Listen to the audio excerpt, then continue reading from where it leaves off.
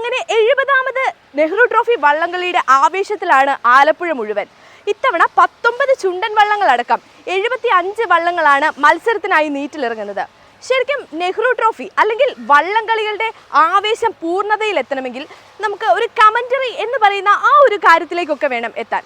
എന്തായാലും ഇത്തവണ നമുക്ക് കുറച്ച് കമന്ററി വിശേഷങ്ങളിലേക്ക് പോയാലോ?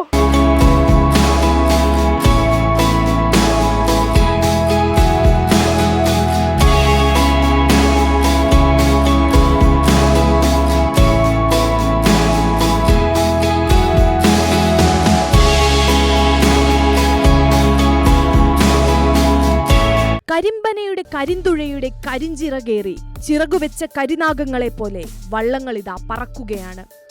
തിരക്കുരുന്നുകളെ തഴുകിത്തലോടി നയമ്പുകൾ ആഴക്കയങ്ങളിൽ കുത്തിയെറിഞ്ഞ് അടപ്പങ്കായം കുടച്ചക്രം പോലെ ചുഴറ്റിയെറിഞ്ഞ് കുതിച്ചു പാഞ്ഞുവരുന്ന ചുണ്ടൻ വള്ളങ്ങൾ.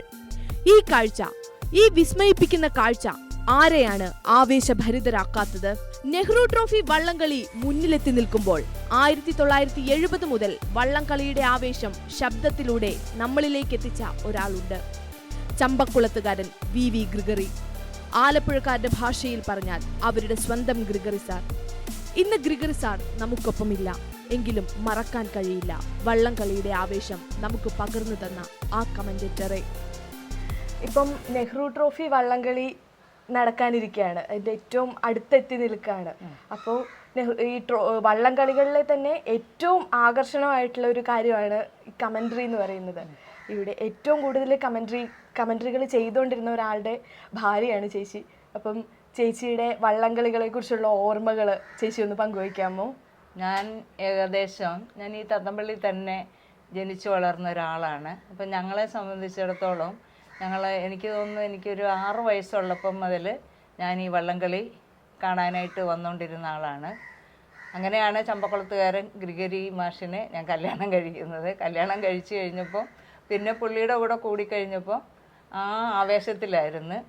എല്ലാ വർഷവും ഞങ്ങൾ വള്ളംകളി കാണാനായിട്ട് വേണ്ടി ഈ ഫിനിഷിംഗ് പോയിന്റിലാണ് ഞങ്ങൾ പോയിക്കൊണ്ടിരുന്നത്. അന്ന് ഇതുപോലെയുള്ള സംവിധാനങ്ങളൊന്നും ഇല്ല ഫിനിഷിംഗ് പോയിന്റിൽ. ഇപ്പോഴാണ് വിപുലമായ സംവിധാനങ്ങളൊക്കെ ഉണ്ടായിക്കൊണ്ടിരിക്കുന്നത്. ഗ്രിഗറി ചേട്ടൻ്റെ ഭാര്യ ആയതിനു ശേഷം ഒരു പ്രിവിലേജ് തന്നെയായിരുന്നു അത്. ഗ്രിഗറി ചേട്ടൻ എന്ന് പറഞ്ഞാൽ ഈ കമന്ററികളുടെ ഉസ്താദ് എന്ന് തന്നെ നമുക്ക് പറയാം. അപ്പോൾ ആ ഒരു വള്ളംകളികളൊക്കെ വരുന്ന സമയത്ത് ആ ഒരു സീസണൊക്കെ ആയി കഴിയുമ്പോഴേക്കും ഇവിടുത്തെ ഒരുക്കങ്ങൾ കാര്യങ്ങളൊക്കെ എങ്ങനെയായിരുന്നു? ഞങ്ങളുടെ ഇവിടെ ഈ കമന്ററി പറയുന്ന എല്ലാവരും തന്നെ വരുമായിരുന്നു. പിന്നെ ഞാൻ ജോലി ചെയ്തുകൊണ്ടിരുന്ന ഓഫീസിലെ എൻ്റെ സ്റ്റാഫ്, എൻ്റെ കൂടെ എൻ്റെ ആ സെക്ഷനിലുള്ളവർ ഇവിടെ വരുമായിരുന്നു. ഞങ്ങൾ വളരെ സന്തോഷമായിട്ട് ഭക്ഷണമൊക്കെ രാവിലെ അവർക്കൊക്കെ കൊടുത്തു. എല്ലാം കഴിഞ്ഞിട്ട് ഈ കമൻട്രി പറയാനുള്ള ആ ഓഫീഷ്യൽസും അവരെല്ലാവരും പിന്നെ എൻ്റെ ഓഫീസിലുള്ള സ്റ്റാഫും എല്ലാവരും ഇവിടെ കൂടുമായിരുന്നു. എൻ്റെ ഈ വീട്ടിൽ കൂടി ഞങ്ങളെല്ലാം ഭക്ഷണം കഴിച്ചിട്ടൊക്കെയാണ് വള്ളംകളിക്ക് വേണ്ടി പോയിക്കൊണ്ടിരുന്നത്. ഗ്രിഗറി ചേട്ടൻ പ്രത്യേകമായിട്ട് എന്തെങ്കിലും തയ്യാറെടുപ്പുകൾ ഉണ്ടായിരുന്നു. പുള്ളിക്കാരൻ ഈ വള്ളംകളി തുടങ്ങുന്നതിന് 1 മാസം മുമ്പ് മുതലേ പുള്ളിക്കാരൻ ഇതിനെക്കുറിച്ചുള്ള ഓരോ ലേഖനങ്ങളും പഴയ ഈ ലേഖനങ്ങൾ ഓരോന്ന് എടുത്തു വെച്ച് നോക്കി അതിനകത്തു നിന്നുള്ള എല്ലാം പുള്ളി വേറെ പേപ്പറുകളിലാക്കി എഴുതി വെക്കുമായിരുന്നു. പിന്നെ ഇവിടെ ട്രയൽ നടക്കുന്ന സമയത്ത് പുള്ളി ആ ട്രയൽ പോയി എപ്പോഴും പോകുമായിരുന്നു ട്രയൽ കാണുന്നതിന് വേണ്ടി. ഫിനിഷിംഗ് പോയിന്റിലേക്കാണ് ട്രയൽ വരുന്നത്. അപ്പോൾ ചില സമയത്ത് സ്റ്റാർട്ടിംഗ് പോയിന്റിൽ പോകും, ചില സമയത്ത് ഫിനിഷിംഗ് പോയിന്റിൽ വന്ന് ഈ വള്ളംകളിയുടെ ഓരോ ദിവസത്തെയും അതിൻ്റെ ഇമ്പ്രൂവ്മെൻ്റ് എങ്ങനെയാണെന്നുള്ളത്, എത്ര മിനിറ്റായി എടുക്കുന്നതെന്നുള്ളത് അതൊക്കെ പുള്ളി ഓരോ പേപ്പറിലാക്കി എഴുതി കൊണ്ടുവന്ന് വെക്കുമായിരുന്നു. അതൊക്കെ പുള്ളിക്ക് ഒത്തിരി ഈ കമൻട്രി രംഗത്ത് പറയുന്നതിന് വേണ്ടി പുള്ളിക്ക് ഒത്തിരി സഹായിച്ചിട്ടുണ്ട്. പുള്ളിക്കാരൻ പള്ളികളിൽ ക്ലാസ് എടുക്കുമായിരുന്നു. ചങ്ങനാശ്ശേരി അതിരൂപതയുടെ എല്ലാ ഏതെല്ലാം വിഭാഗത്തിലുണ്ടോ അതിലെല്ലാം ക്ലാസ് എടുക്കുമായിരുന്നു. പിന്നെ സൺഡേ സ്കൂളിൻ്റെതായ എല്ലാ പ്രവർത്തനങ്ങളിലും പുള്ളി ഉണ്ടായിരുന്നു. പിന്നെ ഈ ആലപ്പുഴ രൂപതയിൽ വിവാഹ ഒരുക്ക സെമിനാറിന്, പിന്നെ മദ്യനിരോധനത്തിൻ്റെ ക്ലാസ്, അങ്ങനെയുള്ള ക്ലാസ്സുകളൊക്കെ എടുക്കുമായിരുന്നു. പിന്നെ പുള്ളി എല്ലാ സ്കൂളുകളിലും മിക്കവാറും സ്കൂളുകളിലൊക്കെ വഞ്ചിപ്പാട്ട്, പിന്നെ പുള്ളിക്കാരൻ എല്ലാ ഇൻസ്ട്രുമെൻസും വായിക്കുമായിരുന്നു. അതുകൂടാതെ പ്രസംഗം, കഥാപ്രസംഗം, പാട്ട്, ഇതെല്ലാം പിന്നെ ഇതെല്ലാം എഴുതി കൊടുക്കുന്നതിന് വേണ്ടിയിട്ട് ഒത്തിരി പിള്ളേർ ഇവിടെ വരുമായിരുന്നു. അങ്ങനെയുള്ള എല്ലാ കലകളിലും പുള്ളി ശോഭിച്ചിട്ടുണ്ട്. അപ്പോൾ വള്ളംകളി ഇങ്ങ് എത്തി. അപ്പോൾ ചേച്ചി തന്നെ പറഞ്ഞു ചെറുപ്പം തൊട്ടേ വള്ളംകളി ഈ പരിസരത്തൊക്കെ ജനിച്ച് വളർന്ന ആളായതുകൊണ്ട് വള്ളംകളി ചെറുതിലേ തൊട്ടേ കണ്ടു വളർന്ന ആളാണ്. അപ്പോൾ അതിൻ്റെ വലിയ ഫാനാണ്. അപ്പോൾ ചേച്ചിക്കും പേഴ്സണലായിട്ടൊരു ഫേവറേറ്റ് ടീം ഉണ്ടാകുമല്ലോ, അതേതാണെന്നൊക്കെ? എനിക്ക് കാരിച്ചാൽ വള്ളത്തിനോടാണ് താല്പര്യമുള്ളത്. അതെന്തുകൊണ്ടാണ്? അതെന്ന് വെച്ചാൽ പണ്ട് മുതലേ നല്ല ആവേശത്തിലാണ് അവരുടെ ആ വള്ളംകളിയുടെ ആ സ്പോർട്സ്മാൻ സ്പിരിറ്റ് എടുത്തു കഴിഞ്ഞാൽ അവർ ആ തുഴയുന്നതും ഒക്കെ ഭയങ്കരമായിട്ട് ഇഷ്ടമുള്ളത് കൊണ്ട് അതിനോട് ഇഷ്ടം, അത്രയാണ്. പിന്നെ പണ്ടുണ്ടായിരുന്ന ആ ഒരു വള്ളംകളി മത്സരവും ഇപ്പോഴത്തെ മത്സരങ്ങളും ഒക്കെ തമ്മിൽ വ്യത്യാസം തോന്നാറുണ്ടോ? അതോ കൂടുതൽ അന്നായിരുന്നു ആവേശം കൂടുതൽ? അതോ ആവേശം കൂടുതൽ. ഞങ്ങളുടെ ചെറുപ്പത്തിലെയൊക്കെ ഭയങ്കര ആവേശമായിരുന്നു. ഇപ്പം പക്ഷെ അത്ര ആവേശം ഇല്ല വള്ളംകളി. എൻ്റെ ചെറുപ്പത്തിലെയൊക്കെ ഭയങ്കര ആവേശമായിരുന്നു വള്ളംകളി എന്ന് വെച്ച് കഴിഞ്ഞാൽ. ഓരോ വള്ളവും അവിടുന്ന് വരുമ്പോഴേ കുറേ മനുഷ്യർ ഇതിനു വേണ്ടിയിട്ട് പിന്നെ ഈ വള്ളംകളി നടക്കുന്ന ആ പോയിന്റിലേക്ക് ചാടി ഇറങ്ങുമായിരുന്നു. ഇപ്പൊ പക്ഷെ അതിനൊക്കെ റെസ്ട്രിക്ഷൻ വെച്ചിട്ടുണ്ട്. അപ്പൊ അതൊക്കെ കൊണ്ട് അതിൻ്റെതായ ബുദ്ധിമുട്ടുകൾ ഉള്ളത് കൊണ്ടായിരിക്കാം ഇപ്പം വള്ളംകളി അത്രയ്ക്ക് അങ്ങോട്ട് ഇതാകുന്നില്ലെന്ന് എനിക്ക് തോന്നുന്നു. കമന്ററികളെ കുറിച്ച് പറഞ്ഞ് നമ്മൾ വി ഗ്രിഗറി സാറിൻ്റെ ഒരുപാട് വിശേഷങ്ങൾ അറിഞ്ഞു. അപ്പോൾ നമ്മൾ ഗ്രിഗറി സാറിൻ്റെ വിശേഷങ്ങൾ പറയുമ്പോൾ നമുക്ക് മാറ്റി നിർത്താൻ പറ്റാത്ത ഒരാളുണ്ട്. അദ്ദേഹത്തിൻ്റെ ശിഷ്യനും ഇപ്പോൾ കമന്ററികളിൽ മുന്നിൽ നിൽക്കുന്നതുമായ ചമ്പക്കുളം ജോളി എതിരേറ്റ്. നമുക്ക് അദ്ദേഹത്തിൻ്റെ വിശേഷങ്ങളിലേക്ക് പോകാം. വള്ളംകളി നടക്കുന്നതോടൊപ്പം ആ മത്സരത്തിൻ്റെ അതേ ശൈലിയിൽ തന്നെയാണ് ഒരു കമന്ററി ബോക്സിൽ വരുന്ന ആളും. അതുപോലെ പരിശീലനം ആർജിക്കണം. ഒരു വള്ളം ട്രാക്കിൽ തുഴയുമ്പോൾ എത്ര കണ്ട് അവർക്ക് ടെൻഷനുണ്ടോ അതുപോലെ തന്നെ ഒരു കമന്ററി ബോക്സിൽ നിന്നുകൊണ്ട് കമന്ററി പറയുന്ന ഞങ്ങൾക്കും ടെൻഷനുണ്ട്. കാരണം പറയുന്ന കാര്യങ്ങൾ കൃത്യമായിട്ട് പോകണം. വരുന്ന എല്ലാ കായിക താരങ്ങളെയും എല്ലാ ചുണ്ടൻ വള്ളങ്ങളെയും എല്ലാ കരകളെയും ഒരേ വീക്ഷണത്തോടു കൂടി കാണുകയും അവരുടെ എഫർട്ടിനെ കൃത്യമായി കമന്ററിയിലൂടെ അവതരിപ്പിക്കുക.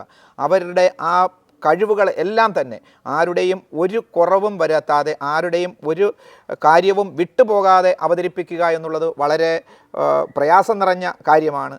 എങ്കിൽ തന്നെയും അവരെ ഏറ്റവും ഒരു വള്ളത്തെക്കുറിച്ച് എത്ര കണ്ട് ആ വള്ളത്തെ വിവരിക്കാമോ, അവരുടെ കരയെക്കുറിച്ച്, അവരുടെ ടീമിനെക്കുറിച്ച്, അവർ ജയിച്ച വർഷങ്ങൾ, ഇതെല്ലാം കൃത്യതയോടുകൂടി വിവരണം നടത്തുമ്പോഴാണ് യഥാർത്ഥത്തിൽ ഒരു ടീം അല്ലെങ്കിൽ ഒരു കരക്കാർ കമന്ററിയിൽ സന്തുഷ്ടരാകുന്നത്.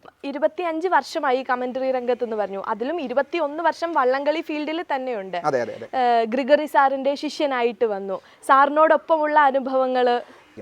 വി ഗ്രിഗറി സാറിനൊപ്പം ചമ്പക്കുളത്ത് നടക്കുന്ന മിഥുനമാസത്തിലെ മൂലം വള്ളംകളി, അതാണ് കേരളത്തിലെ ഏറ്റവും ആദ്യത്തെ വള്ളംകളി. ആ വള്ളംകളിയിലാണ് 2003-4 ഞാൻ കമന്ററി രംഗത്തേക്ക് സാറിൻ്റെ ഒപ്പം എത്തുന്നത്. അന്ന് ആ സാറിനൊപ്പം എത്തിയപ്പോൾ സാറ് തന്ന ആ പ്രോത്സാഹനം സാറും പ്രതീക്ഷിച്ചിട്ടില്ലായിരുന്നു. ഞാൻ ഇങ്ങനെ കമന്ററി രംഗത്തേക്ക് ഇങ്ങനെ പറയുവാൻ സാധിക്കും. സാറിൻ്റെ കൂടെ കമന്ററി സ്ഥലത്ത് ചെന്നപ്പോൾ ജോളി നീ കമന്ററി പറയുമോ എന്ന് ചോദിച്ചു. എങ്കിലും എല്ലാവിധ അനുഗ്രഹങ്ങളും ഉണ്ടാകട്ടെ എന്ന് സാറിൻ്റെ ആ ഒരു വാക്ക് തീർച്ചയായും സാറിന് ശേഷം കമന്ററി രംഗത്ത് ശോഭിച്ചു നിൽക്കുവാനായിട്ട് സാധിക്കുന്നു. വി ഗ്രിഗറി സാറിനൊപ്പം കമന്ററി രംഗത്ത് മൂലത്തിൽ തുടങ്ങുകയും അതിനുശേഷം ഒരു 4 വർഷം കഴിഞ്ഞപ്പോൾ നെഹ്റു ട്രോഫി വള്ളംകളിയിൽ ഓൾ ഇന്ത്യ റേഡിയോയ്ക്ക് വേണ്ടിയാണ് ഞാൻ ആദ്യം കമന്ററി നെഹ്റു ട്രോഫിക്ക് കൊടുക്കുന്നത്. അവിടുന്ന് നീണ്ട ഏതാണ്ട് 2016-17 കാലം വരെയും ഓൾ ഇന്ത്യ റേഡിയോയ്ക്ക് വേണ്ടിയാണ് ഞാൻ നെഹ്റു ട്രോഫിക്ക് പവലിയനിൽ കമന്ററി കൊടുത്തത്, നെഹ്റു ട്രോഫിക്ക് വേണ്ടി. ആലപ്പുഴക്കാരെ സംബന്ധിച്ചിടത്തോളം അവരുടെ രക്തത്തിൽ അലിഞ്ഞു ചേർന്നിട്ടുള്ള ഒരു കാര്യമാണ് വള്ളംകളി എന്ന് പറയുന്നത്. എല്ലാ വള്ളംകളികൾ വരുമ്പോഴും ഇവർക്കൊക്കെ ഭയങ്കര ആവേശമായിട്ട് നമ്മളെല്ലാം കാണുന്നുണ്ട്. അപ്പം ഒരു ആലപ്പുഴക്കാരൻ എന്നുള്ള രീതിയിലും അതുപോലെ തന്നെ കമന്ററി ബോക്സിൽ ഇരിക്കുന്ന ആൾ എന്നുള്ള രീതിയിലും സാറിന് ഒരു ഫേവറേറ്റ് ടീം ഉണ്ടാവാനുള്ള സാധ്യത? നമ്മളൊരു കമന്ററി ബോക്സിൽ വരുമ്പോൾ നിഷ്പക്ഷമായ ഒരു കമന്ററി ആയിരിക്കണം നൽകുന്നത്. ആരാണ് മുന്നിൽ വരുന്നത്, ആ മുന്നിൽ വരുമ്പോൾ ചമ്പക്കുളം ചുണ്ടൻ ഉണ്ട് എന്നും പറഞ്ഞുകൊണ്ട് മറ്റുള്ളവരെ തഴഞ്ഞുകൊണ്ട്, അല്ലെങ്കിൽ എനിക്കിഷ്ടമുള്ള ഒരു ടീമിനെ നമ്മൾ പ്രൊജക്റ്റ് ചെയ്തുകൊണ്ട് പറയുന്നത് ശരിയല്ല.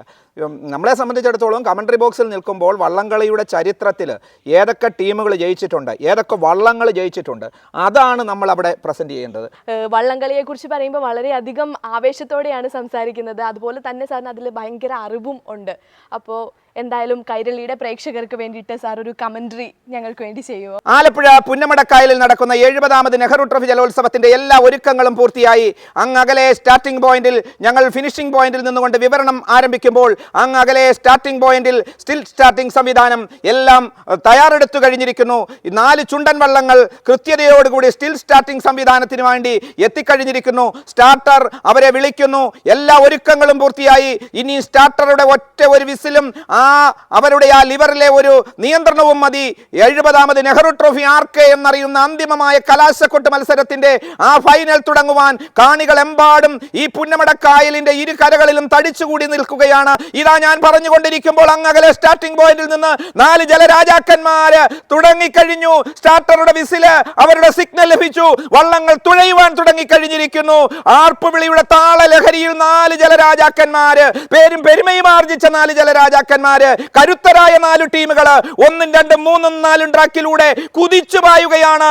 എന്തൊരു വരവാണ്, എന്തൊരു ശക്തിയിലുള്ള തുഴച്ചിലാണ്. അമ്പമ്പോ, ഇതെന്തൊരു വരവ്! വെള്ളത്തിന് മീറെ പറന്നെടുക്കുകയാണ്. പുന്നമടക്കായലിന് തീ പിടിച്ചു കഴിഞ്ഞിരിക്കുന്നു. ആ തീക്ക് മീറെ നിലനിൽപ്പില്ലാതെ 4 ജലരാജാക്കന്മാര് പുന്നമടയുടെ ഫിനിഷിംഗിലേക്ക് കുതിച്ചു പായുകയാണ്. 70ാമത് നെഹ്റു ട്രോഫിയിൽ ഇന്ത്യയുടെ പ്രധാനമന്ത്രി പണ്ഡിറ്റ് ജവഹർലാൽ നെഹ്റുവിന്റെ കയ്യൊപ്പ് പതിഞ്ഞ വെള്ളിക്കപ്പ് ഇക്കുറി ഞങ്ങൾക്ക് നാട്ടിലേക്ക് കൊണ്ടുപോകണം, ഞങ്ങളുടെ കരയിലേക്ക് കൊണ്ടുപോകണം, അത് ഞങ്ങളുടെ വികാരമാണ് എന്ന് പറഞ്ഞുകൊണ്ട് വെള്ളത്തുള്ളികളെ തട്ടിത്തെറിപ്പിച്ച് ചീറിപ്പായിച്ചുകൊണ്ട് ഇതാ ഫിനിഷിംഗിന്റെ അവസാന കൊടിയിലേക്ക് 4 ജലരാജാക്കന്മാരും ഒപ്പത്തിനൊപ്പം ഒരുപോലെ എന്ന് വേണം പറയുവാൻ. എയ്ത് വിട്ട ശരം പോലെ പാഞ്ഞെടുക്കുകയാണ്. ചാട്ടുളി പോലെ കടന്നു വരികയാണ്. ജലജെറ്റ് പോലെ കടന്നു വരികയാണ്. ഇതാ ഫിനിഷിംഗിനോട് അടുത്തു കഴിഞ്ഞു. 1, 2, 3, 4 ട്രാക്കിലെ വള്ളങ്ങൾ അയ്യടാ പോയടാ വിളിയുടെ താളത്തിൽ ഇതാ കഴിഞ്ഞ് കടന്ന് കുത്തി കുമരകൻ ശൈലിയും കുട്ടനാടൻ ശൈലിയും ഒക്കെ ഇവിടെ അയവിറക്കിക്കൊണ്ട് ആർപ്പിന്റെ താളത്തില് 1, 2, 3, 4 ട്രാക്കിലൂടെ ഫിനിഷിംഗിലേക്ക് കടന്നു വരുന്നു. ഇവിടെ ആരാണ് ജയിച്ചത് എന്ന് ജഡ്ജസ് ആണ് ഔദ്യോഗികമായി പറയേണ്ടത്. അത്ര കണ്ട് ആവേശം നിറഞ്ഞു നിന്ന ഒരു മത്സരമായിരുന്നു. ഈ കാഴ്ചയാണ് 70ാമത് നെഹ്റു ട്രോഫി ജലോത്സവത്തിൽ ഞങ്ങൾക്ക് പറയുവാനുള്ളത്. എന്തായാലും സാറിൻ്റെ ഈ ഒരു ആവേശം കാണുമ്പോൾ തന്നെ നമുക്ക് ഓരോരുത്തർക്കും ഒരു വള്ളംകളി കണ്ട ഒരു ഫീല് ഇപ്പം തന്നെ കിട്ടുന്നുണ്ട്. അപ്പം നമ്മൾ എന്തായാലും വള്ളംകളിയോടൊപ്പം തന്നെ ആ ഗ്യാലറിയിലിരുന്ന് സാറിൻ്റെ കമൻട്രിയും കൂടെ കാണാൻ കാത്തിരിക്കുന്നുണ്ട്. എന്തായാലും ഇതേ ആവേശത്തിൽ തന്നെ ഞങ്ങളും കാത്തിരിക്കുകയാണ്.